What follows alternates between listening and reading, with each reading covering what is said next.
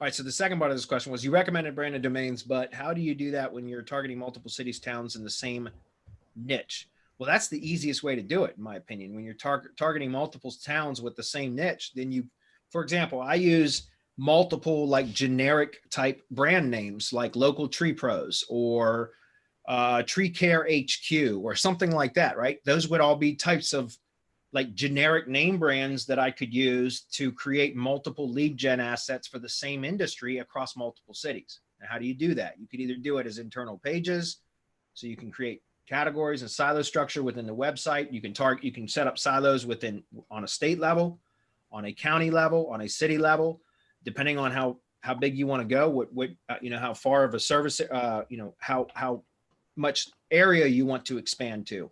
So there's, different types of silo structures, complex and simple and all of that. There's, depending on how you set it up. What I typically do is use a pseudo brand and then do subdomains with so each city or each location has its own subdomain and it's its own WordPress installation. The branded domain, the root domain, becomes basically like just a brand page where it talks about the brand itself. And there might be a locations page on the root domain that when clicked to would list all the subdomain sites, if that makes sense.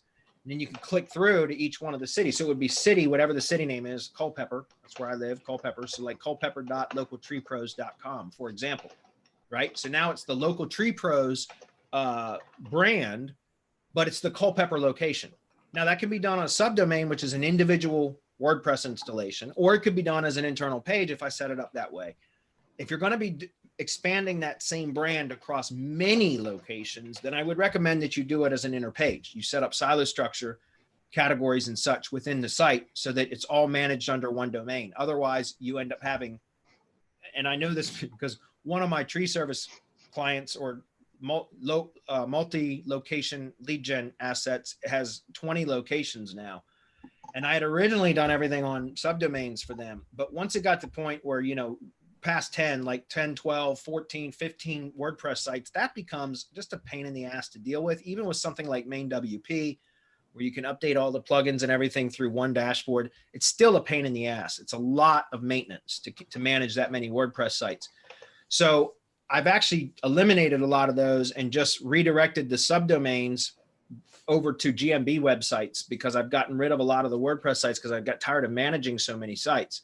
However, if I was going to redo it, start over from scratch and have 20 locations again, what I would do is one domain, one website, one WordPress installation on the root domain. I would set up categories, silo structure, and I would have everything built out that way so that I would only have to manage one WordPress site.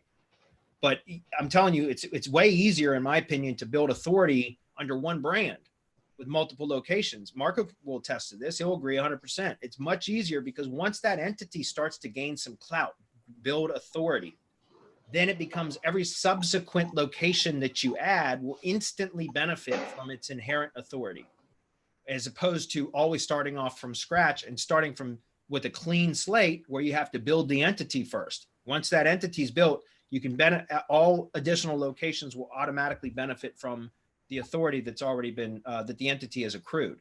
What say you, Marco? Absolutely, especially when you do the mirror, right? Mm-hmm. The drive stack plus G site and all the work in there that you're doing on the money site. And once you start pushing power over to the money site, it just becomes each subsequent location that you add is going to become that much easier to rank for, because as Bradley said, it'll have all of the activity relevance, trust and authority that the domain has will transfer over to that inner page that you're building, or that location page that you're building on your website. Whereas if you start with a brand new subdomain, it takes longer for all of that to filter down to the subdomain level. Yeah. Yeah, I mean, again, I changed my strategy. For the longest time, subdomains was my preferred method, and there was a reason for that, because subdomains, if you catch a penalty on the root domain, then the entire domain gets hit, right? Like it will affect negatively the entire domain. But with subdomains, it would be isolated. If a subdomain were to catch a penalty, it would be isolated to that particular subdomain. So the sibling subdomains, right, would be unaffected, and the root would be unaffected. So that's why I've always done that. But once again, if you continually add locations, expand for a particular brand into additional locations, then that can become a management nightmare. It's just too cumbersome. So that's why I said I've switched my strategy. Not only that, but knock on wood, the methods that we've been using for years now that we've developed, semantic mastery style, I've not had any sort of penalty levied in years now since I got away from a lot of the traditional SEO stuff.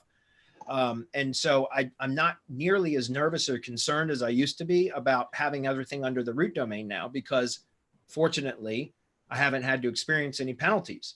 So there's really no reason for me to take those extra precautions when I don't expect to have anything bad go wrong now. Well, that's why we put the SEO shield in place, right? That's correct. That's why we came up with that with mgyb.co. That's our protection. Since we don't build links to the money site, since we treat the money site with the respect that you're supposed to treat it, since it's under different rules, you could catch a penalty on that root domain that just won't happen on a G site and drive stack. And so since they're treated differently, we know what we could do at the SEO shield level that we can't do at the money site level, and we just transfer the power rather than transferring a penalty. And guys, we know that the root and is isolated from the subdomains as long as you don't link to it, because we tested it.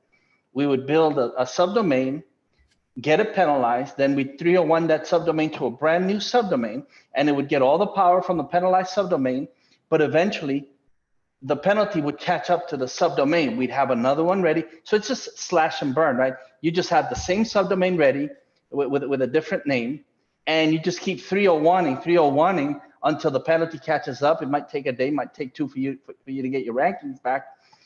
But the root domain was never affected by the penalty. That's how we know that if you don't link up to the root, the penalty won't pass. Now, if you're linking to the root from the subdomain, then a penalty definitely will pass because you have a direct link from the subdomain to the root. Everything that we tell you on these things it's things that we've tested. It's not theory. We do not give you guys theory. If we do, we tell you that we're giving you theory. That's right.